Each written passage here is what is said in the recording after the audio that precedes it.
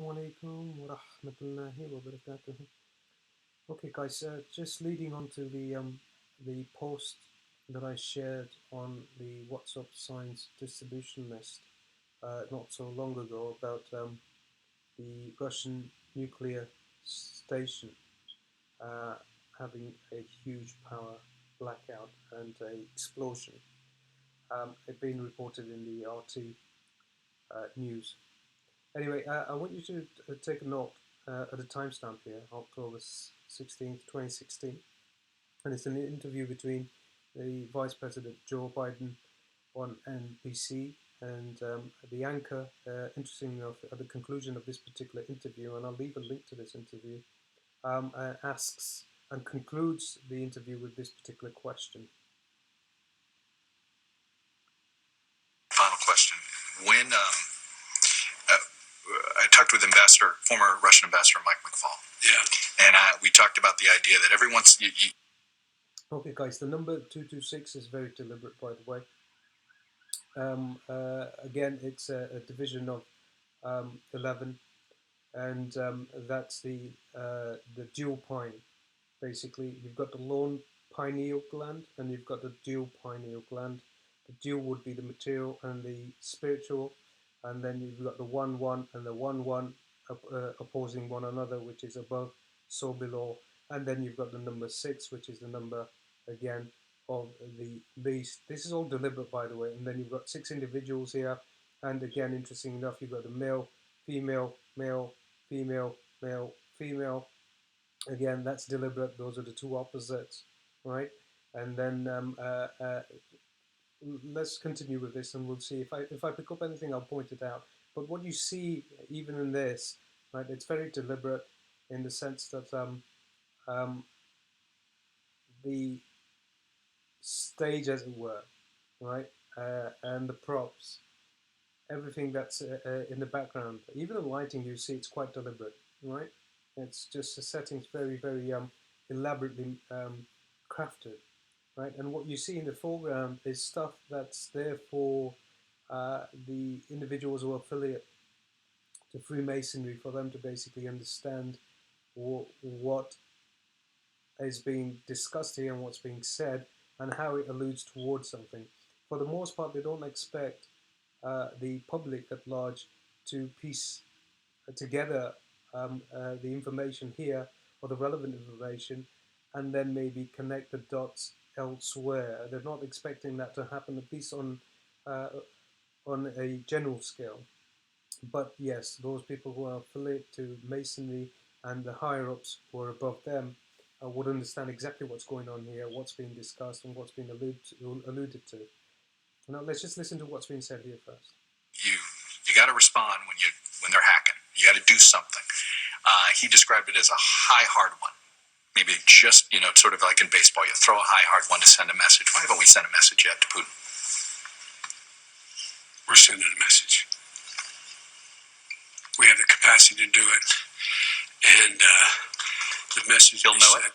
He'll know it, and it'll be at the time of our choosing, and under the circumstances that have the greatest impact.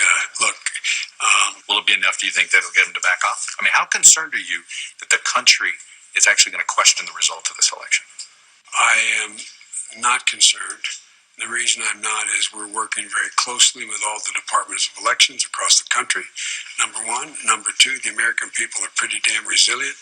And number three, the capacity to fundamentally alter the election is not what people think. And I tell you what, to the extent that they do, we will be proportional in what we do. And so a message is going to be sent. Will the public know it? I hope not. Okay, guys, so, I mean, let's pay particular attention again to the timestamp, which is October 16th, 2016, okay? And let's move on to, okay, well, again, this was posted in the New York Times, and this was October 15th, 2016. It's more or less what was discussed in the interview. That's exactly what's laid out in this particular article. I'll leave a link to this in the description box. Moving on, I want to share with you guys that. Right. Okay, here we go. So Russia, now look at the date, 6th of November 2016. Again, you've got the three sixes here, 666. It's the number of the beast. I've already explained to you guys that as I see it, all the leaders worldwide are basically in on this. As far as I'm concerned, they're all part of the Hegelian dialectic, where you've got the thesis and the antithesis, and they're deliberately crafted and manufactured in order to lull the humanity, the masses, into and coerce them into whatever they intend to basically lull them or coerce them to. In this instance, it's going to be a mass bloodbath, and Allah subhanahu wa ta'ala knows best, will result in basically undermining Russia's um, might, military might, as well as its um, economic power and influence on the international stage. As far as I understand it, especially with what I shared with you guys yesterday on the What's Up Science distribution list, there was a link to a news article on which mentions how NATO have put 300,000 of their forces, soldiers on high alert to be prepared and to be stationed in the borders surrounding Russia. And that was yesterday's post. Now, prior to that, we've got this on the 5th of November, and let's just see what's been said here, following Joe Biden's threat. Everything is under control following claims US hackers had managed to penetrate key infrastructure controls in the country. Cybersecurity measures are taken in accordance with the threat level addressed by other countries. Well, for more on this, Roman Kosarev joins me in the studio to talk about this a bit more. Roman, a new hacking scandal every day now, it seems, isn't it? Well, this hacking frenzy seems to be taking headlines right now in the U.S. and, well, apparently now in Russia as well. And Russia is being accused of, without any proof, I must say, that it infiltrated Democratic National Convention and all of the other things as well. And now we had a report from one of mainstream media outlets in the United States, NBC. They reported that hackers working for the U.S. government now infiltrated a Russian infrastructure and Kremlin command center. But let's take a look at that piece from NBC. According to a high-level intelligence official and top-secret documents reviewed by NBC News, the U.S. has penetrated the Russian control systems in key areas, including telecommunications, the electrical power grid, and even inside the Kremlin. Electrical power grid. Well, we already heard from a Russian foreign ministry, namely from a spokesperson, Maria Zakharova. She said that if we don't get an official reaction from the U.S. government anytime soon, then in that case, we have all the right to accuse Washington of cyber terrorism. And speaking of that, U.S. Vice President Joe Biden, as early as last month in October, he was voicing threats of cyber attacks against Russia. But let's have a look at what he said back then. Why haven't we sent a message yet to Putin? We're sending a message. We have the capacity to do it. And the message He'll we know sent, it? he'll know it. Will the public know it? I hope not. Well, this kind of hysteria seems to be everywhere at the moment and seems to intensify as we get closer and closer to the U.S. election. And I don't know what else we're going to get over the next, 2 or 3 days before U.S. election takes place. So, let's watch this space and see what else happens. Indeed. Okay, guys, I'm going to basically cut off at that. Now, this is what I've been laying out in the science PDF. I want to again reiterate the same position. That is that all of this is staged. World War III, at least the two sides are both in cahoots together, and then the lesser countries that are allied with them, whether that would be Europe with the States and the lesser countries, and whether that would be China with Russia and the lesser countries. They're all part of the same structure, and humanity seem to be the target for this. Okay, so as I understand it, and this is my very clear position, and I'd laid that out in the document earlier on, maybe at least 8 months ago. Only posted that document maybe 4 months ago, early Ramadan, and in that I've been very clear, and I still stand by the same statement that World War III is a huge false flag event. It's a real one. They intend to certainly start it, and it's to traumatize the masses and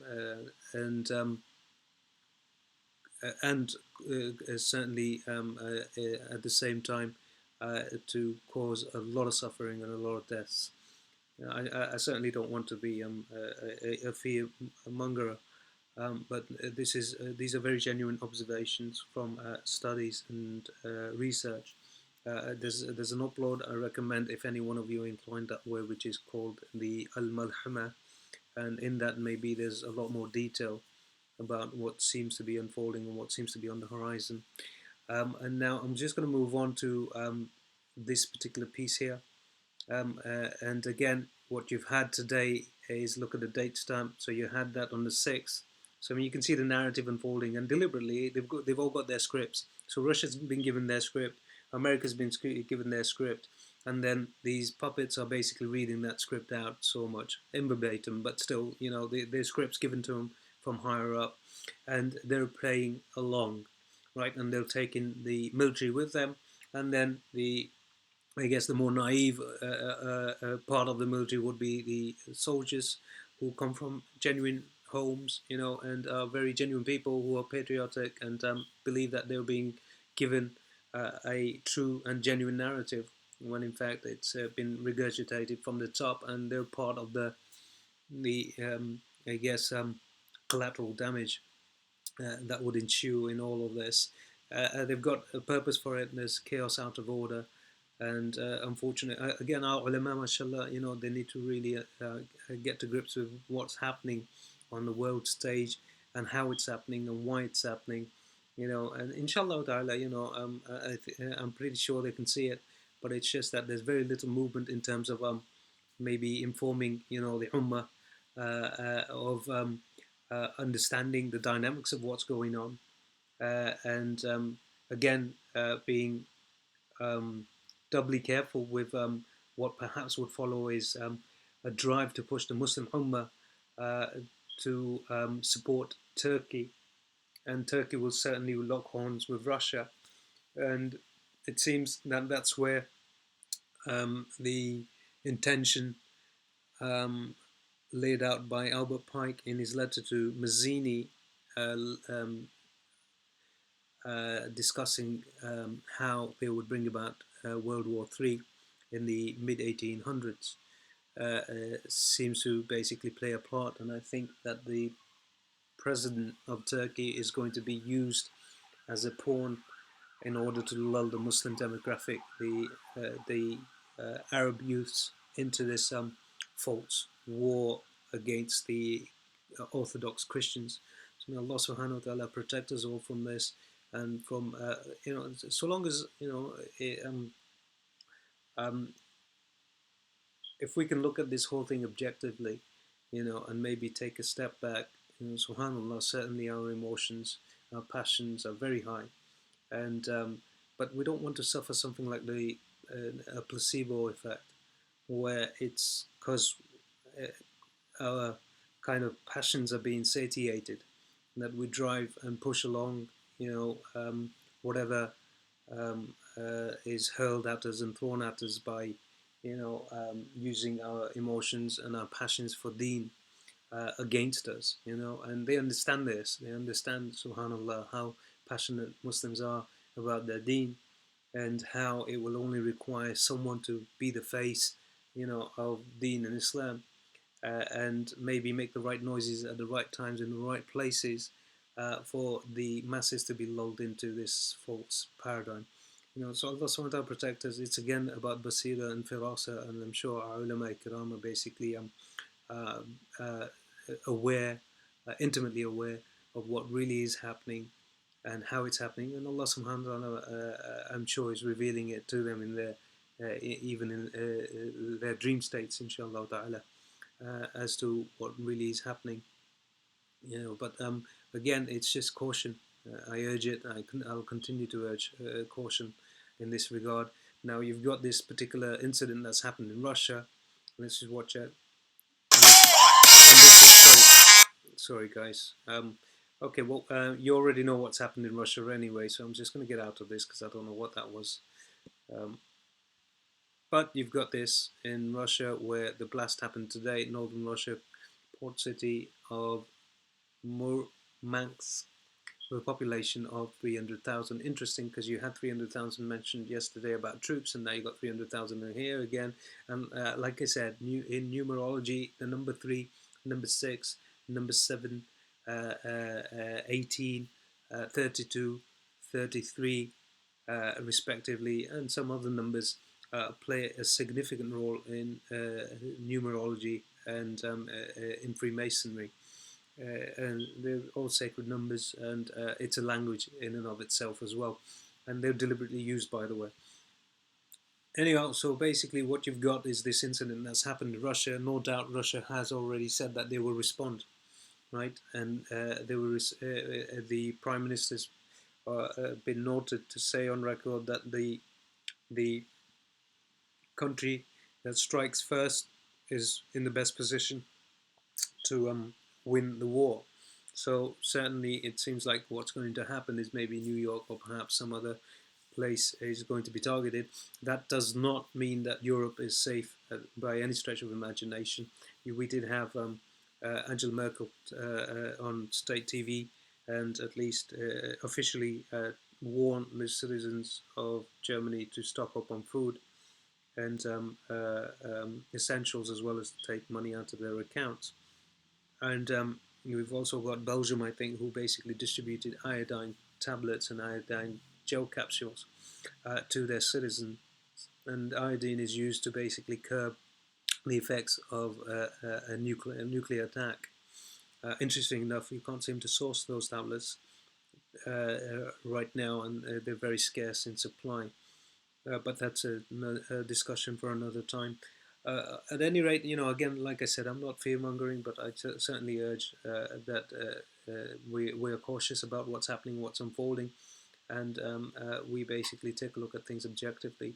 Again, it seems like it's certainly on the horizon, and if it is, then look, just being sensible. I'm certainly not advising that you hoard food. That's not the idea here, but even if we go to the instance of Yusuf alayhi salam and his dream, Allah subhanahu wa ta'ala inspired, sorry, not his dream, but dream of the ruler at the time, and on interpretation, he informs the ruler that on the horizon food is going to be scarce. The asbab was that there was going to be a drought.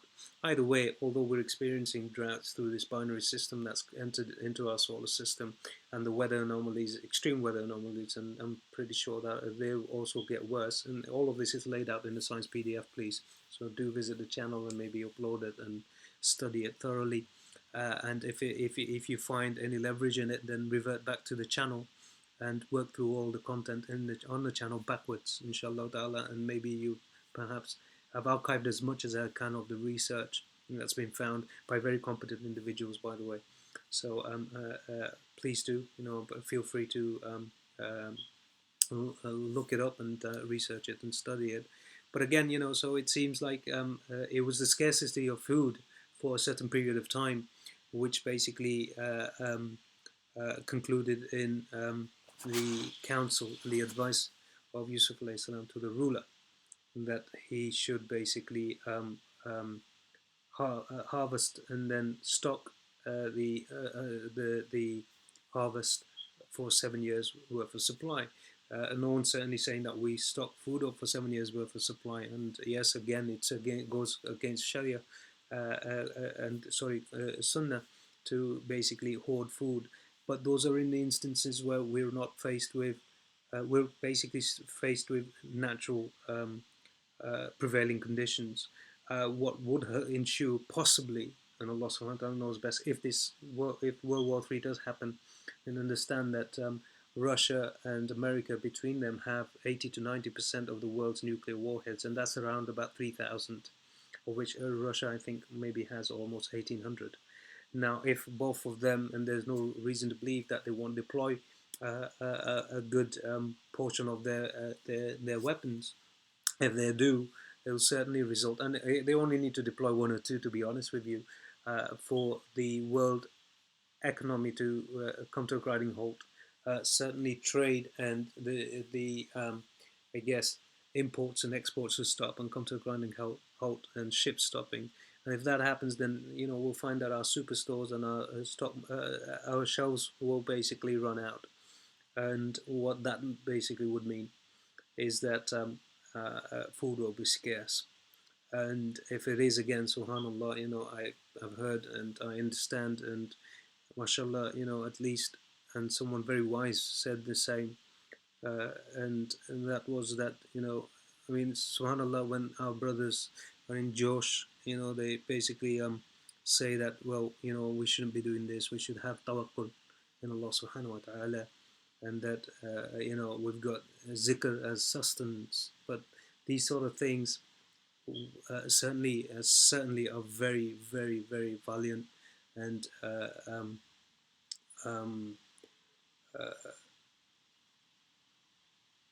pious things to do. But again, it's something that uh, the piety required in order to basically endure hunger patiently is it's certainly beyond my personal capabilities, and my view of the world is going to be through personally my eyes, and I know that our beloved Prophet sallallahu alaihi wasallam has invoked Allah subhanahu wa taala for protection from hunger, and that hunger is a very bad companion. Okay, and if the Prophet sallallahu alaihi wasallam has invoked Allah subhanahu wa taala from protection from it, then we can only imagine the difficulties we would experience as the Ummah of the Prophet sallallahu alaihi wasallam, which has certainly gone through a process of we've been diluted since the time of the Sahaba Ajma'in and radiallahu anhum, and we have to basically look at it from that perspective, that our iman isn't such that we are in a position to walk on water. May Allah subhanahu wa ta'ala bring us back to that. But at the moment we aren't. And we have also been taught by the Prophet sallallahu alaihi wasallam to tie our camels. And in this particular instance, okay, certainly, towards oneself, our elders and ulama say that usul, principles are for oneself, but targhib is for everyone else, where you just basically give advice and counsel, right? So expecting everyone else to remain hunger, and we don't have to go further. Let's apply it to our own family and ourselves, and yes, certainly, maybe, perhaps, we can tie stone tablets, slates to our stomachs, and maybe try and attempt it. And only those who have ever experienced hunger will be in a position to basically uh, enlighten us as to how difficult a task that is, and how difficult it is. I mean, we've understood the stories of the Sahaba, where they basically go into almost epileptic type of fits onto the ground due to the hunger that they used to experience. And they had the Prophet sallallahu alaihi wasallam sahbah and the Iman and his teachings directly. And subhanallah, the pain that they endured. Now, having that, being able to endure that pain personally is one thing, subhanallah, but then expecting your loved ones, your children, your wife, and your family to endure, that's not the teachings of Islam and the Prophet sallallahu alaihi wasallam. So certainly apply the principles to oneself, and it's a very um, um, commendable thing to do, subhanallah. May Allah subhanahu wa ta'ala grant us all, grant me first and foremost the ability and the strength to do such a thing. I hope none of this happens and comes to a head, but it seems like it is, and this is how I view the world, and what seems to be happening geopolitically. Again, all of that, I think, is just a chess game, and it's so false. And they're allied with Shaitan, lanatullah alayhi. These are, as I see it, the shayateen in ins and jinn, who are basically part of the same structure. All this Russia and America for and against, and with us or without us, they're all part of the same structure.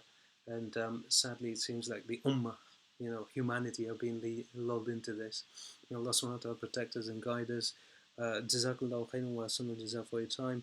Again, all I'm trying to do is urge caution through this and nothing else. I have no other designs whatsoever by sharing this. Assalamu alaikum wa rahmatullahi wa barakatuh.